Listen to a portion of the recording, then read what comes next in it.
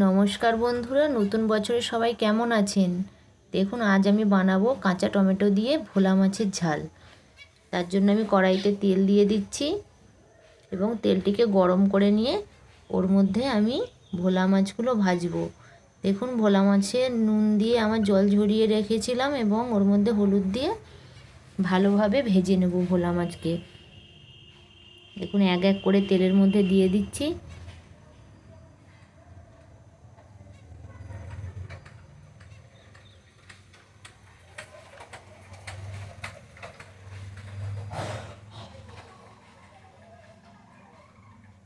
একটু উল্টে লাল লাল করে ভেজে নেব।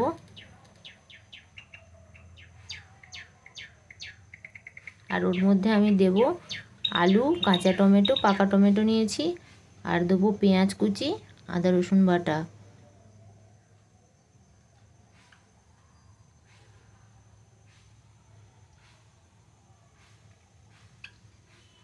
মাছগুলো একটু লাল করে ভেজে নেব, খুব কড়া করে ভাজবো না, কারণ মাছ খুব বেশি ভাজা হয়ে গেলে ঠিক ভালো লাগে না, তার জন্য আমি খুব বেশি ভাজবো না।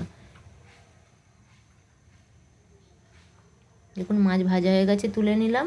ওই কড়াইতেই যে তেল আছে ওর মধ্যেই আমি এবার কুচানো কাঁচা টমেটোগুলি একটু ভেজে নেব।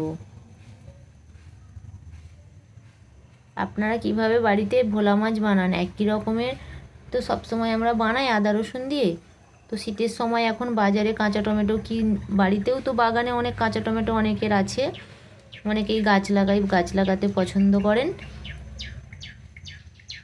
এই জন্য আমি কাঁচা টমেটো দিয়ে আজকে ভোলা মাছটি বানাবো। দেখুন, নেড়ে একটু হালকা ভেজে নিয়েছি, দিয়ে আমি তুলে নিচ্ছি।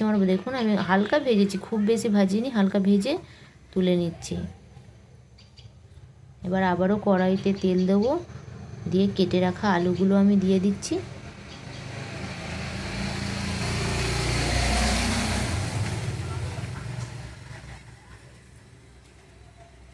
কাঁচা টমেটো কিন্তু আমাদের বাড়ির সকলেরই খুব পছন্দের। কাঁচা টমেটো ভাতে, এমনি আলু বড়ি দিয়েও কাঁচা টমেটোর ঝাল হয় পোনা মাছ দিয়ে। আর আজকে আমি ভোলা মাছ দিয়ে কাঁচা টমেটো দিয়ে ঝাল বানিয়ে আপনাদেরকে দেখাচ্ছি।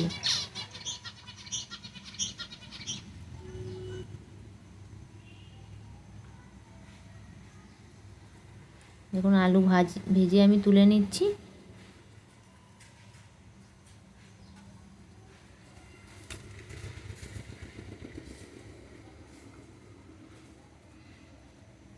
এবার আমি একে একে দিয়ে দেবো পেঁয়াজ কুচি। পেঁয়াজগুলো আমি একটু লাল করে ভাজবো, খুব বেশি ভাজবো না, একটু নেড়ে চেড়ে লাল করে একটু হালকা বাদামি হয়ে গেলেই আমি ওর মধ্যে দিয়ে দেবো আদা রসুনের পেস্ট। পেঁয়াজের সঙ্গে আমি ওটি নেড়ে একটু কাঁচা গন্ধটা যাতে একটু চলে যায় একটু নাড়বো।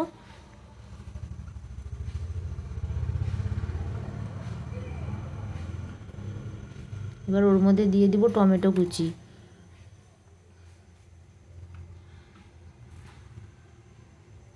আর টমেটো যাতে গলে যায় তার জন্য আমি ওর মধ্যে দেবো একটু নুন, দিয়ে ভালোভাবে একটু আঁচ কমিয়ে কষতে থাকবো একটু।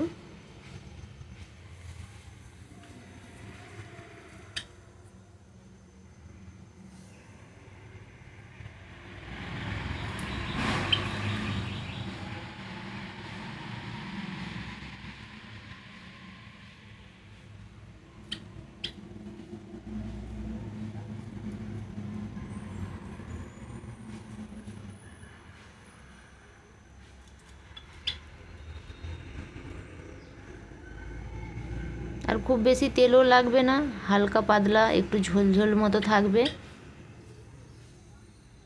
শীতকালে এরকম হালকা গরম যদি থাকে, এরকম ঝোল আর ভাত ভালোই লাগবে খেতে।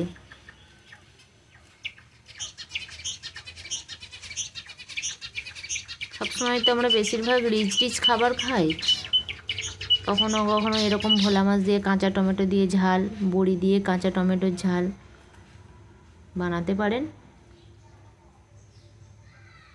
এখন আমি ওর মধ্যে গরম জল দিয়ে দিলাম, ওর মধ্যে এবার আলুগুলো দিয়ে দিচ্ছি।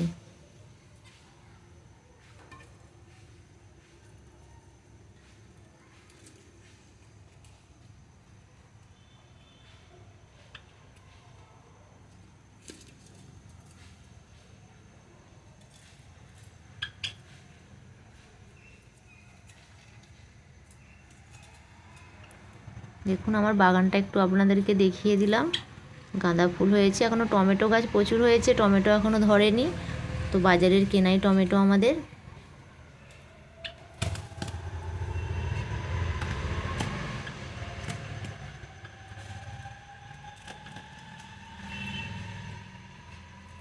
এখন আলুগুলো একটু সেদ্ধ হয়ে গেছে, ওর মধ্যে আমি মাছগুলো দিয়ে দিচ্ছি। একটু নেড়ে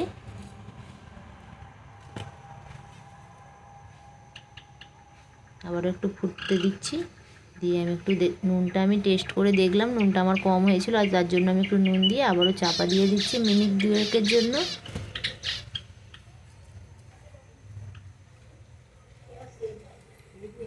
দেখুন হয়ে গেছে আমার রেডি।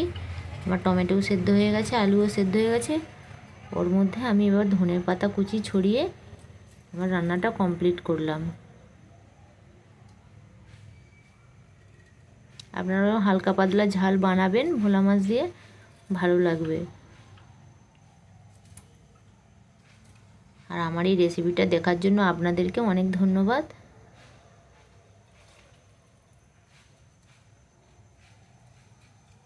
আর আপনারাও বাড়িতে অবশ্যই এই ধরনের রান্না চেষ্টা করবেন, কারণ এখন তো অনেক সবজি, কত রকমের আমরা তরকারি খাই, তো এরকমও বানাবেন, ভালো লাগবে। আর যদি আমার এই রেসিপিটা আপনাদের ভালো লাগে অবশ্যই আমাকে কমেন্ট করে জানাবেন, আর সাবস্ক্রাইব করে পাশে থাকবেন।